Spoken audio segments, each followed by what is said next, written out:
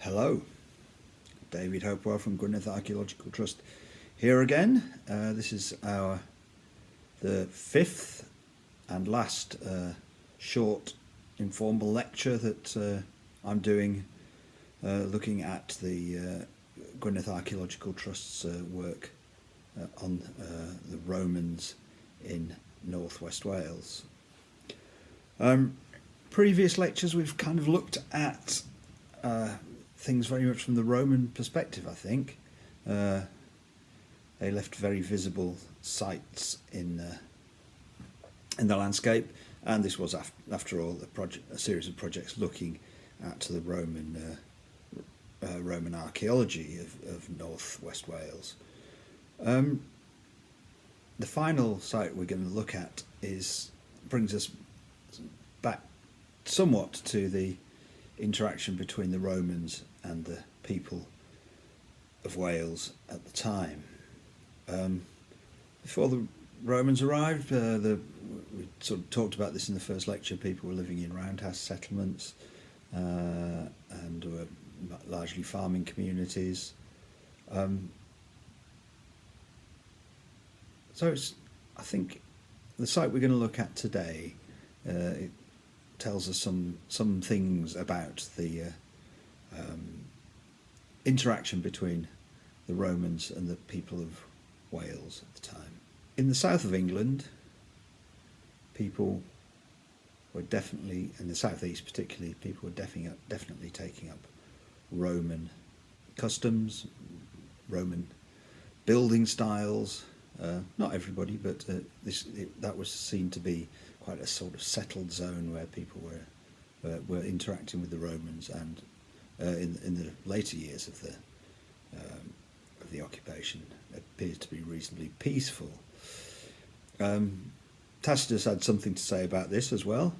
This is from Agricola, and he wrote, "And so the population was gradually led into the demoralising temptation of arcades, baths, and sumptuous banquets. The unsuspecting Briton spoke of such novelties as civilization, when in fact they were only a feature of their enslavement." The people of North Wales didn't really go in for that. They were definitely under the thumb of the Romans, but they didn't seem to take up Roman customs to a great extent. So this is a typical plan of a Romano-British settlement. This is Bryn area.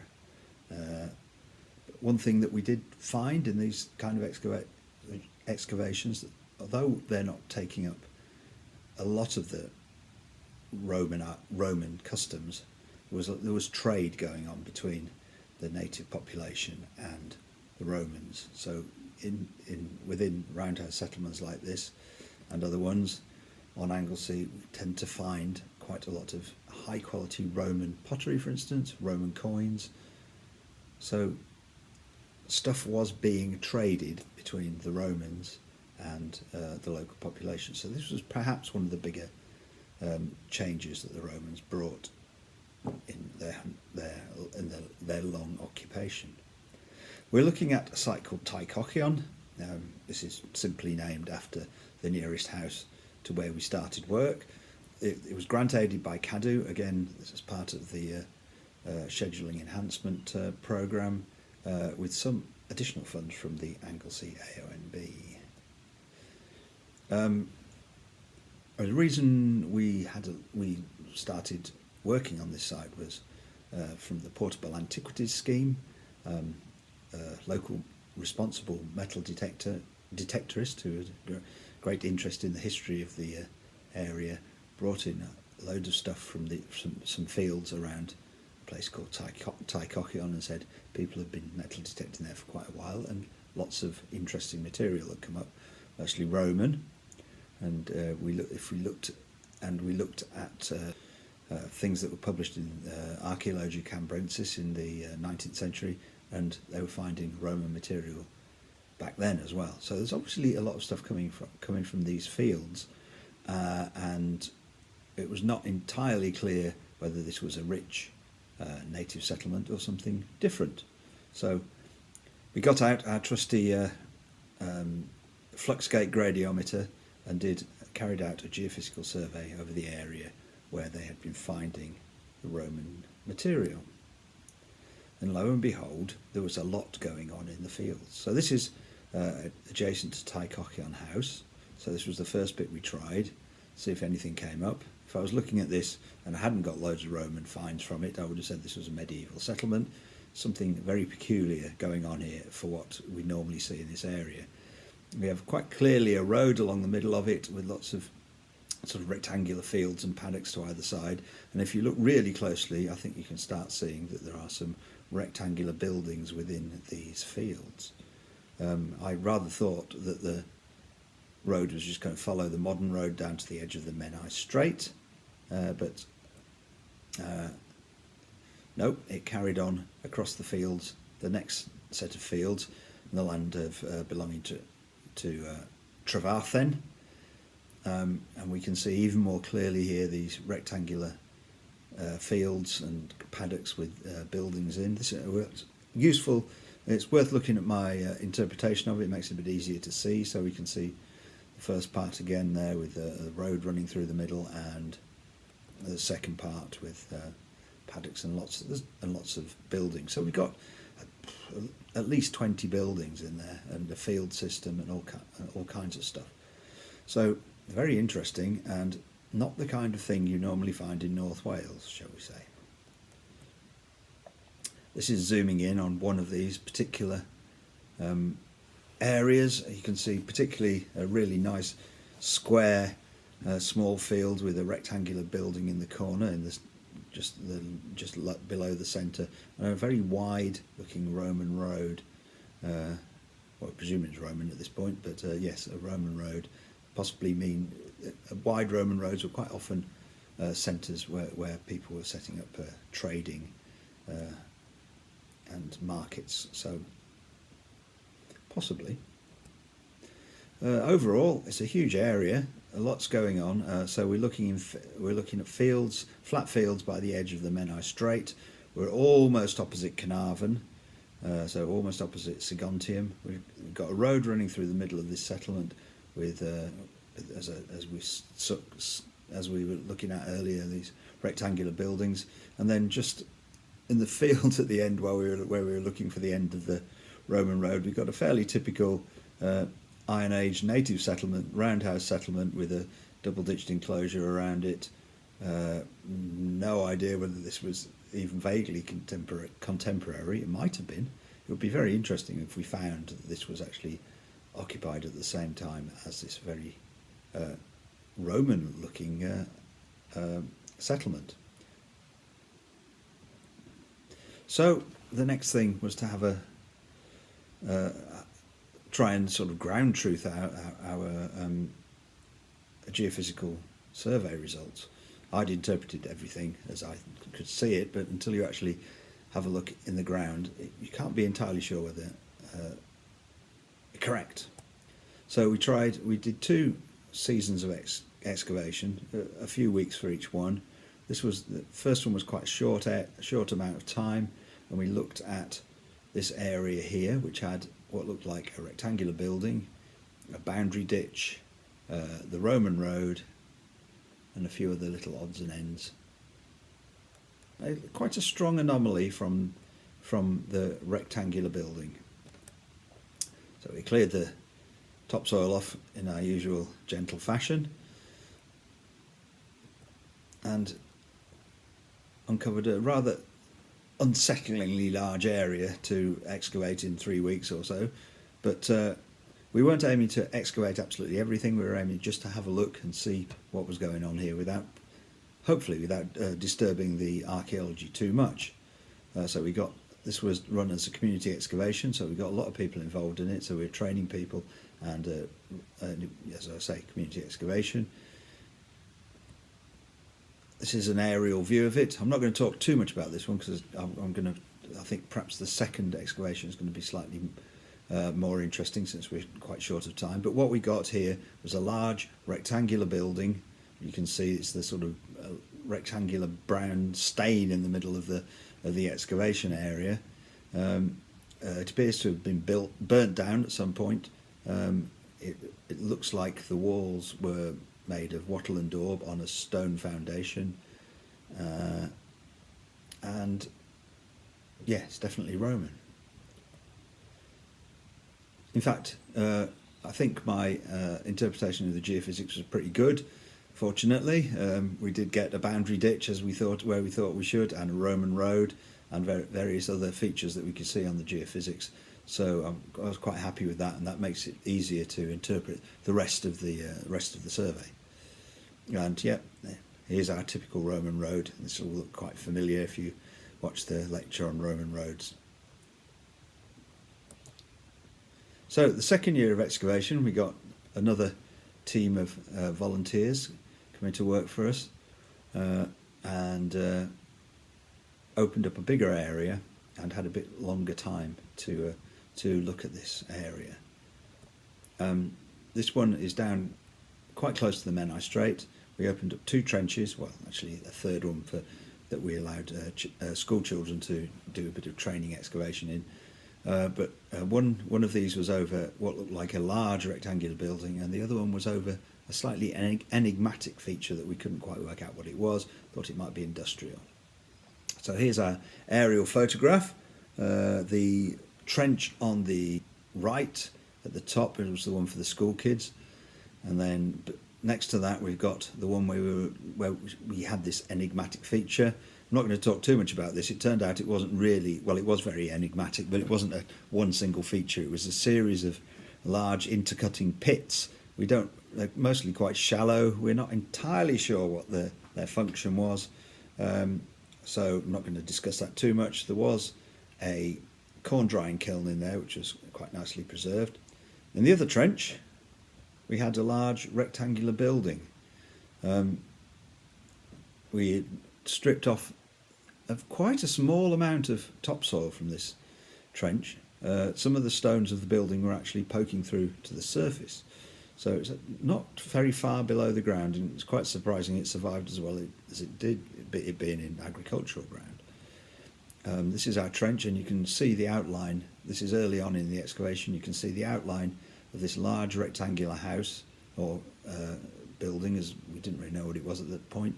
You can see that, particularly on the right hand side, you've got a line of stones which are the foundations of the wall.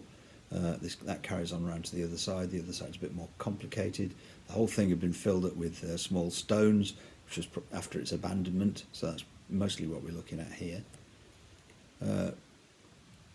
We managed to do, we excavated the majority of the building, so after removing the stones, we can see that they were sitting directly on, in this case, a bit of flagged floor, and after a bit more work, this is pretty much what we came down to. Slightly sunken floor, clay in some places, cobbles, small cobbles, flagged in other places. This is a view of it without lots of people in it, so you can get a bit more of an idea of it. You can see there's a large entrance on the left-hand side, about halfway down the building, and the whole thing was filled with this sort of this very dark grey material, soil basically, with lots of charcoal in it, lots of Roman pottery. We thought, well, this is going to be great for dating, but it wasn't until at the end of the excavation, when we tried to get some kind of sequence there, we found that the majority of these grey deposits in the interior contained pottery going all the way back from the beginning of the 2nd century right through to the mid-4th century, which is a kind of a weird thing. It's unlikely you would get hundreds of years of pottery in one deposit. So it appears that what I think that grey material is a very mixed up, trampled layer of a mixture of all the different layers that were actually in the building. The building may have been used as something like a pigsty or something like that. So the interior has been trampled by animals or something like that. The material in interior, very interesting. This bit here not particularly clear to see, but you can see these lumps of red material in the ground. So this was the remains of the walls of the building. It was made of wattle and daub, and this building also was destroyed by fire, or partially destroyed by fire at least, and it got very hot. So the clay of the wattle and daub wall had become fired, and you could still see where the impressions of the withes used to make the wattle and daub wall. There was some surviving floor near the entrance, and in one place we could actually see a very nice sequence. So everything hadn't been totally mixed up. So this was the kind of thing that could actually give us dating evidence. So what we've got here is a really nice sequence. So we've got the phase 1 floor, which was made up of these little pebbles. Then we've got burnt material from the time that the building was severely damaged by fire. And then instead of clearing all that up, they put a paved floor over the top of it. So this sequence here gave us an idea of the dating of the building. A slightly worn coin of Sabina, wife of Hadrian, dating from AD 128 to 138, was recovered from that first floor, the gravelly, stony floor surface. From the pottery and other finds, it looks like the building burnt down sometime around, or was very severely damaged sometime around AD 275. Then, as we could see, a new floor was laid over the burnt remains, and the building probably continued in use till about AD 350. So a very long-lived building, possibly with several different uses. We can see that in many places we had a clay floor that was severely heat affected, and here we have the very wide and impressive entrance halfway down the side of the building that faced the sea. Just to get your orientation, you can see an area, the sort of rectangular area of gravel in the front there, which is the entrance. So we've got a wide entrance, and the stones on to either side of it would have meant it was probably a covered entrance, and there was also a veranda along the front of this side of the house. I don't know if I'm not quite sure how far it extended, but it seemed to be very clear on this side of the house. So here's a plan of the building. This is the opposite way around to the last photograph. You can see the wide entrance there, the veranda, flagged floor, and then there were quite a lot of features inside the building, which we'll come to in a minute, and there was a door at the back. This is a shot of the clay floor in one side of the building. You can see there's all kinds of scorch marks on the floor. From some of it's appears to be from when the building was burnt down, but it also looks like we probably had braziers or something going on, something on the floor here. You can see all kinds of patterns from the occupation. Yeah, we found quite a number of features set into the floor of the building, possibly from they appear to be from the later use of the building. So this is a hearth or oven under excavation. So it's got stone bottoms and stone lining, and it looks like it had clay over the top. This is it excavated with a raking out hole at on the left-hand side there. We also found quite a number of querns. They didn't appear to have been in situ. They appear to have been reused in the floor as working surfaces, so it's quite a good example. There was, on this one, actually had another one leaning up behind it. I think it was this one. Other areas we found this is an area of burnt material with lots of little stake holes underneath it. So it's a working area of some kind. This was interesting because when we cleaned it up like this, and then after it had rained, you could see what the burnt material was, and it was these little grains of carbonized spelt wheat. So this looks like there had been a basket or a bag of wheat on the floor when the building was burnt down. It had all got burnt and was preserved. So we've got like a big bag of this stuff, and it actually kind of brings it home It brings you closer to the inhabitants somehow, seeing this sort of detailed evidence for what was going on in there. This was, when analysed, some of this was partly sprouted. They're not quite sure whether it was just hadn't been kept very well, or whether they were actually deliberately doing that and they were making beer. Other things that we could see on that we found on the floor. This was a pot in a little hollow on the ground, so it was in a pot stand to stop it from falling over. A stone had fallen off the wall when the building collapsed and landed on top of it, so when we lifted up the stone, the pot was underneath it. That's kind of I think it was probably a storage jar. That, and other places we could see little hearths with rings of stake holes around it. This is that corner of the building from aerial photographs taken from a pole cam. You can see the back door just to the right at the bottom there. So that's the wall of the building, and just beside the back door there we could see this, which is a slightly mysterious at the time structure. I think it's probably a bench. So it's made of, we've got all these edge set limestone slabs, and it probably had more slabs or wood on the top of it. So this is a fairly typical thing that you might find in this type of Roman style house. We had lots of finds, as you would expect on a Roman site. We've probably had more finds from this site than have been found for the rest of Anglesey from the Roman period. 2,730 finds from the 2012 dig alone. This is Sarah who processed them. This is the kind of thing we were finding. This is a black burnished ware vessel made in Dorset. This is part of a mortarium, so this was a big flat dish with grits set into the bottom that was used for grinding up food. Lots of high quality tableware. This is Samian ware from Gaul. A particular nice bit here, we found two pieces of the base of this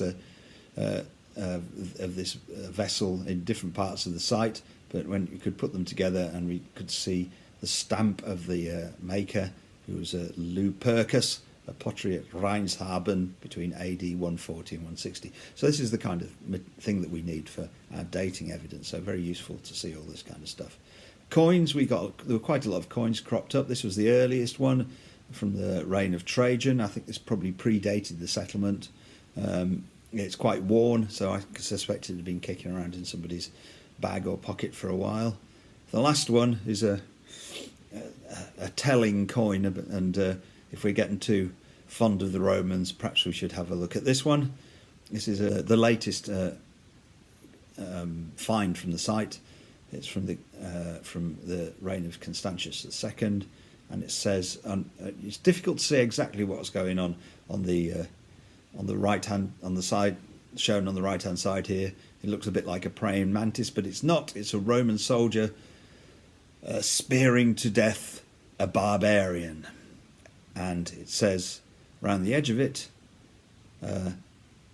"Fel temp reparatio," or which gets translated as "restoration of happy times." Nice guys. We found there was a lot of other finds came up. I'm not going to go into this into too much detail. They're all in Ynys Môn now. Some of them have been displayed in temporary exhibitions. Hopefully we'll see a few more of them as time goes on.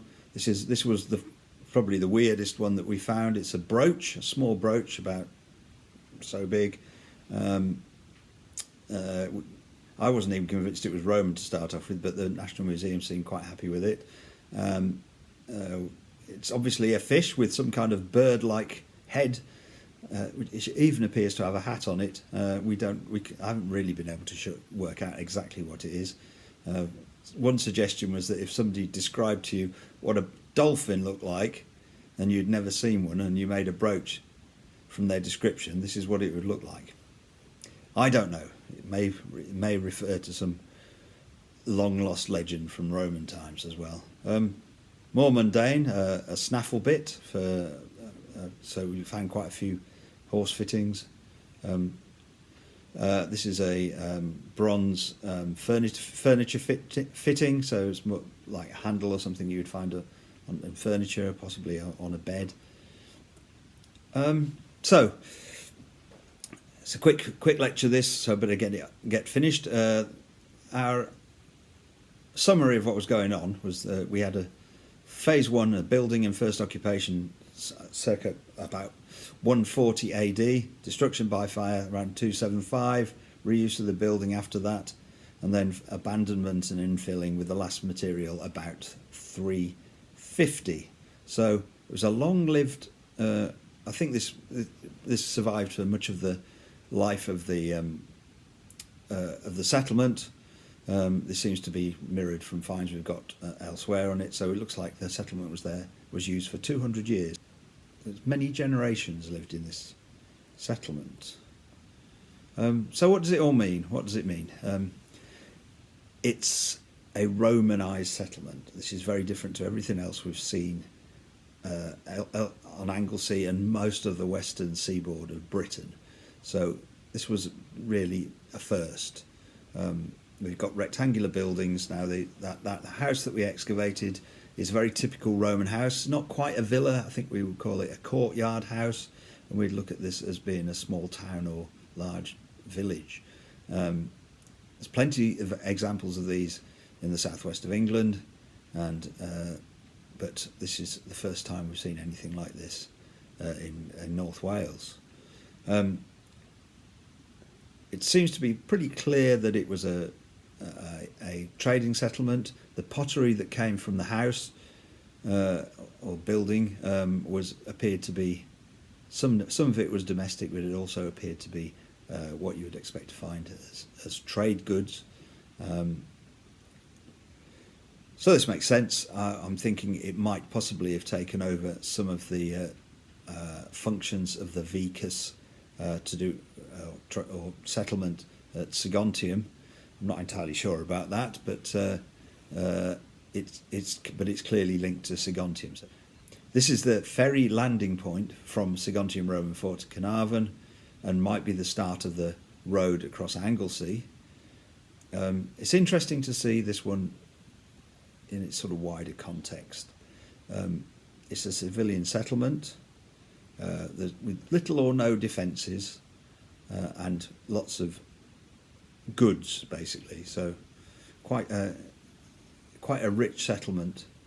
So this really does suggest that from the early to mid 2nd century, we're looking at quite settled politically, with the Romans getting on with the people of North Wales then, and the ancestors of a lot of the modern population.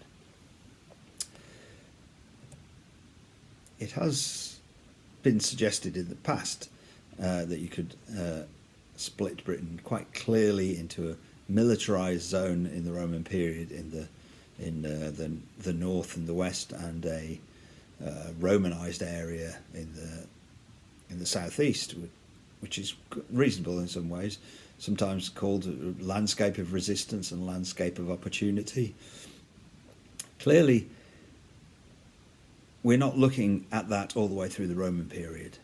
What we're seeing, Tai Cochion really shows us that the Romans were trading and administrators to some extent. I mean, obviously the people were still under Roman rule, but there were not lots of Roman soldiers all over the place. It looks like they were trading and collecting taxes. Martin Millet's described, instead of a landscape of resistance, as a landscape of mutual indifference, which I think is quite good. It looks like the local population traded and did what they had to do with the Romans, but didn't take up Roman customs to anything like the extent of what you're seeing elsewhere in southeast of Britain anyway. One thing that is worth bearing in mind as well when we're looking at this is we haven't found everything that we're going to find, and stuff is coming up all the time that is changing our perception of what was going on in the Roman period or Romano-British period in North Wales. A recent discovery by Toby Driver down in not far from Aberystwyth of a villa, a Roman villa, which is another thing that you're not normally expecting to find in North Wales, suggests that there are some interesting anomalies in Romano, British and Roman North Wales, and that there was some Romanisation going on of the local population or people settling from the forts or whatever. So yes, it's an interesting subject, and interesting to see what comes up in the near future, or the distant future for that matter.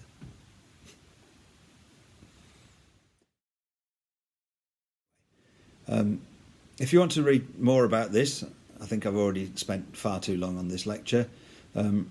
It was published in Archaeology Cambrensis in 2016, a Roman settlement at Tai Cochion, Llanidan on Anglesey. This has got lots of detail in it, and descriptions of all, and catalogues of all the finds and all that kind of stuff. So very an interesting read. The site, people always ask what happens to these sites when we've finished. It was a farmer's field, and still is a farmer's field, so we put some geotextile over the interior of the building, and it's all been filled back in again and is now a field again. It's just off the coastal path, you can always walk across the top of it. There we go. I think that's me coming to the end of our lectures on the Romans in North West Wales and the work that the Trust has done there. Hopefully we'll have some lectures on other subjects coming up. But for now, thanks for watching and goodbye.